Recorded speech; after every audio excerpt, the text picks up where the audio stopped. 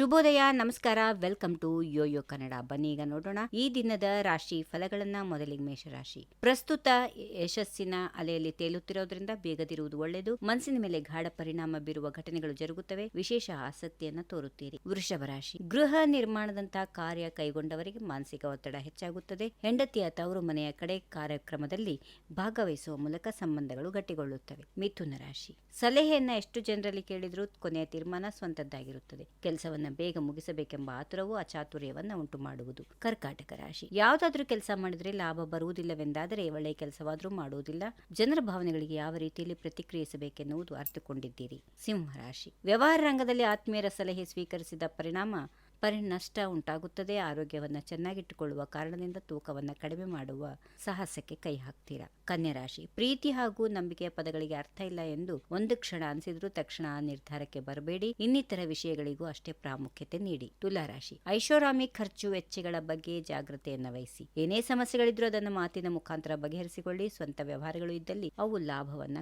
ಕೊಡುತ್ತವೆ. ವೃಶ್ಚಿಕ ರಾಶಿ. ಬೇರೆಯವರ ಸಹಾಯ ಪಡೆಯದೆ ಶ್ರಮದಿಂದಲೇ ಕೆಲಸವನ್ನು ಅಚ್ಚುಕಟ್ಟಾಗಿ ನಿರ್ವಹಿಸುವುದು ಲಾಭದಾಯಕ. ನಿಯಮಿತವಾಗಿ ಆರೋಗ್ಯಕರ ತಪಾಸಣೆ ಮಾಡಿಸಿಕೊಳ್ಳಬೇಕಾದವರು ಅದನ್ನು ನಿರ್ಲಕ್ಷ್ಯ ಮಾಡಬೇಡಿ.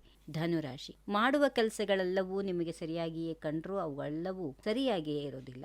ಕಷ್ಟ ನಷ್ಟಗಳನ್ನು ಯೋಚಿಸುತ್ತಾ ಕೂಡಬೇಡಿ. ಅವೆಲ್ಲವೂ ಸದ್ಯದ ಮಟ್ಟಿಗೆ ಕ್ಷಣಿಕವೇ ಆಗಿರುತ್ತದೆ. ಮಕರ ರಾಶಿ. ನಿರ್ಮಲವಾದ ಮನಸ್ಸಿನ ಕಾರಣಕ್ಕೆ ಎಷ್ಟೇ ಸಣ್ಣ ತಪ್ಪು ನಿಮ್ಮದಾದರೂ ಅಧಿಕವಾಗಿ ಪಶ್ಚಾತ್ತಾಪ ಪಡುತ್ತೀರಾ. ದಿನದ ಅಂತ್ಯದಲ್ಲಿ ಯಾರಿಂದಲಾದರೂ ಶುಭ ಸುದ್ದಿ ಕೇಳುತ್ತೀರಿ. ವೃತ್ತಿ ಬದುಕಿನಲ್ಲಿ ಗೆಲುವು ಸಿಗುತ್ತದೆ. ಕುಂಭರಾಶಿ. ನೋಂದಾಯಿತ ದಾಖಲೆಗಳಿಗೆ ಸಂಬಂಧಪಟ್ಟಂತೆ ಬಾಕಿ ಉಳಿಸಿಕೊಂಡಿರುವ ಕೆಲಸಗಳು ಬೇಗ ಮುಗಿಸಿಕೊಳ್ಳಿ. ಹಣಕಾಸಿನ ಅವಶ್ಯಕತೆಯನ್ನು ಪೂರೈಸುವ ಕಾರಣದಿಂದ ಅಧಿಕ ಸಮಯ ಕೆಲಸ ಮಾಡುತ್ತೀರಿ. ಕೊನೆಯದಾಗಿ ಮೀನರಾಶಿ. ಜೀವನದ ಅಭಿವೃದ್ಧಿಗೆ ಬೇಕಾದ ಕಾರ್ಯಗಳು ನಿರಂತರವಾಗಿ ಮುಂದುವರಿಯುತ್ತವೆ. ಬಹುಮುಖದ ಖರ್ಚು ವೆಚ್ಚಗಳು ನಿರ್ವಹಿಸುವಲ್ಲಿ ಯಶಸ್ಸು ಕಾಣುತ್ತೀರಿ. ಹೀಗಿವೆ ಈ ದಿನದ ರಾಶಿ ಫಲಗಳು. ಸರ್ವರಿಗೆ ಶುಭವಾಗಲಿ. ಶುಭ ದಿನ.